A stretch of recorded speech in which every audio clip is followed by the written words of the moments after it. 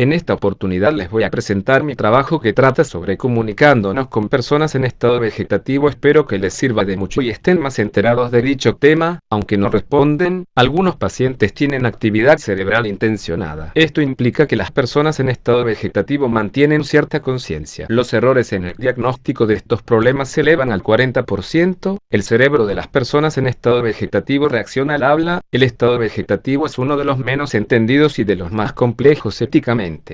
En esta investigación, hemos descubierto una forma de determinar si un paciente está consciente cuando los exámenes tradicionales no son capaces de hacerlo, dijo en El Mundo.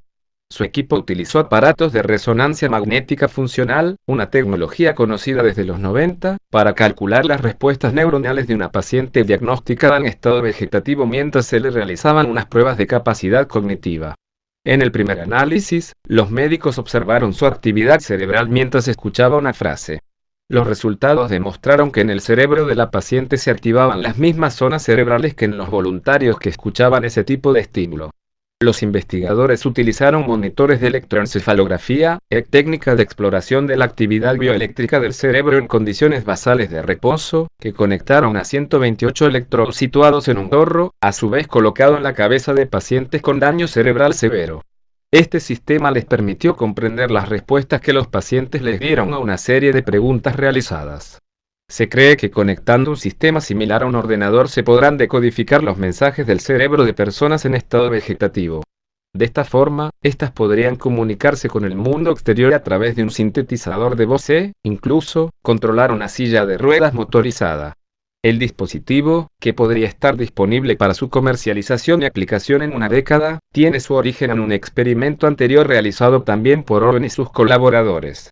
En dicho experimento, consiguieron comunicarse con un paciente de 29 años que llevaba un lustro en estado vegetativo, como consecuencia de las lesiones cerebrales que sufrió en un accidente de coche. Utilizaron entonces una técnica de escaneo cerebral denominada exploración por resonancia magnética funcional, fMRI, que les permitió registrar la actividad cerebral del joven mientras éste contestaba sí o no a preguntas como ¿tu padre se llama Thomas? Anteriormente, la fMRI había sido empleada en un estudio de 3 años de duración para averiguar si existían o no signos de conciencia en 23 pacientes en estado vegetativo. En 4 de los casos estudiados, el 17% de ellos, se descubrió que dichos pacientes sí mantenían ciertos niveles de conciencia a pesar de no poder moverse ni hablar. En el caso del joven de 29 años, los resultados fueron aún más sorprendentes, dado que los científicos consiguieron, además de constatar su conciencia, comunicarse con él. Para ello, el paciente tan solo tuvo que modular sus pensamientos. Dado que las señales cerebrales asociadas al sí o al no son complejas y muy similares, los científicos pidieron al joven que imaginara que jugaba al tenis cuando quería decir sí y que paseaba por algún lugar cuando quería decir no.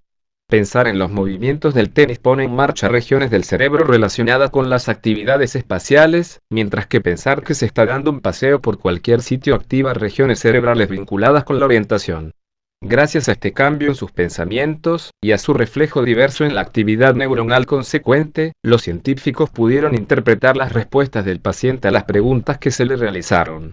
Más recientemente, los investigadores han utilizado monitores de EEG, en lugar de la técnica de fMRI, para hablar con pacientes en estado vegetativo.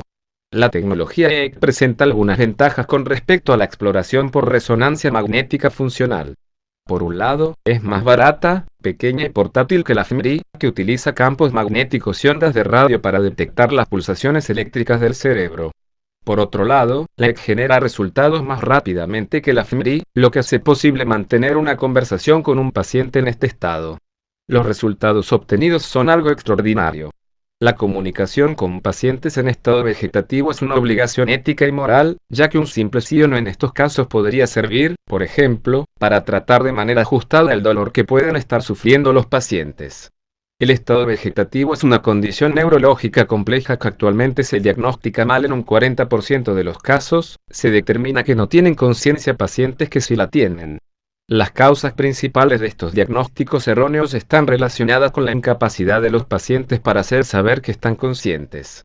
Los métodos de registro de actividad cerebral serían, por tanto, la única vía de detección de la cognición y la conciencia que puedan tener, e incluso de establecer un medio de comunicación con ellos. Bueno, espero les sea de interés. Gracias por su atención. Chau, profe.